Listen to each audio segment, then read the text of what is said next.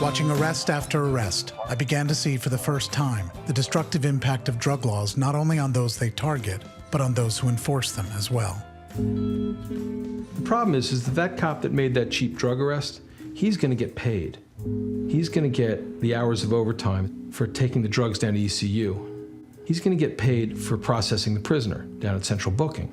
He's going to get paid for sitting back at his desk and writing the paperwork for a couple hours.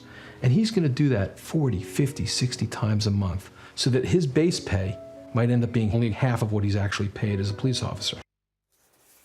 Filmmaker Eugene Jarecki examines the high cost of the war on drugs in his new documentary, The House I Live In. It won the Grand Jury Prize for documentary at this year's Sundance Film Festival. He argues that the effort to control drug use in America has ruined millions of lives over the past 40 years. Eugene Jarecki joins us now at the table. Hello, Eugene. Hi. 40 years is a long time we've been fighting the war on drugs, and what you point out, your documentary I thought was very, very powerful, is that the efforts to fight the drugs war is just as damaging as the people that use the drugs themselves. Sure. I mean, you know, over 40 years we've spent $1 trillion.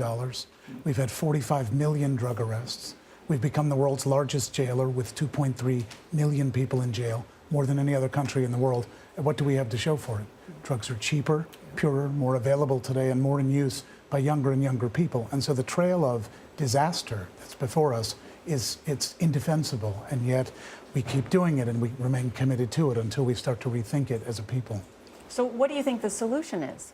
I think the solution, and we're seeing it in foreign countries, our Western neighbors, which have much more sensible drug policies than our own. Portugal has decriminalized drugs pretty much across the board for individual use. They remain very vigilant about large dealership, but we don't do that in this country. We attack poor, rather defenseless people. The prisons are filled with them. It's a flood of indefensible arrests, effectively.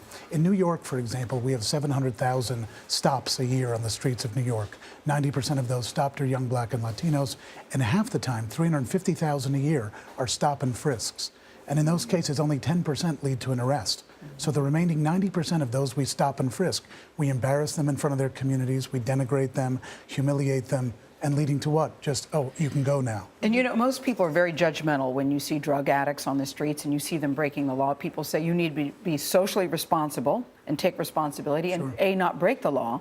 But what you say is you have to get past that. You need to think about what is causing the pain that the addicts are going through. Sure, but absolutely. I do think you have to address the question about social responsibility. You do. And we want young people to be socially responsible. We want them to be responsible for their actions. But it's awfully hard when you're kneecapping them every chance you get. When they have failing schools, when they have little or no health care, when their parental structures have been broken up because this war has been going on a long time. A lot of the young people being put away, of course, are people whose parents already got put away. Under sentences, for example, crack cocaine is penalized 100 times more severely than powder. Unfair, it's the same drug as powder, and yet we've had very selective, rather biased ways of punishing people, and then the sort of ricochet effect, the ripple effect of that we now see in the young people. Nancy Reagan, of course, took on this issue as a first lady. What about in this election season? It seems like there's been no discussion about this at all, has there? Well, historically, ever since Richard Nixon sort of coined the phrase war on drugs and made himself appear to be tough on crime, he actually wasn't. Nixon spent 2/3 of his drug budget on treatment, which is what we ought to be doing, thinking about how to treat people's pain. Instead, he went out on the campaign trail and said, even though I'm doing that privately, I'm going to let it be known I'm a warrior about this stuff. I'm tough. And when he won a landslide in '72, politicians ever since have said, oh, it works to be tough on crime. So for years and years, we've heard politician after politician from both parties say, I'm going to be tough on crime. But I want to hear when they're going to be smart on crime. I want to hear what they're going to do to solve the root causes of why people feel the kind of pain that makes them want to self-medicate.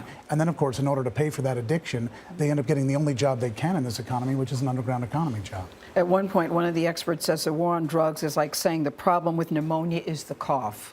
Yeah. What's the analogy there? Sure, that we're just attacking the symptoms all the time. I've been to 25 states in this country. I've met with cops. I've met with wardens, They're jailers, frustrated too. judges. They're all frustrated. They all believe the system that they are a part of is not working, and they want us in the public to force our political leadership to change it. But the political leadership is still addicted to saying, I'm the quick fix guy. We're more addicted to being tough on crime in this country than anybody is addicted to a drug.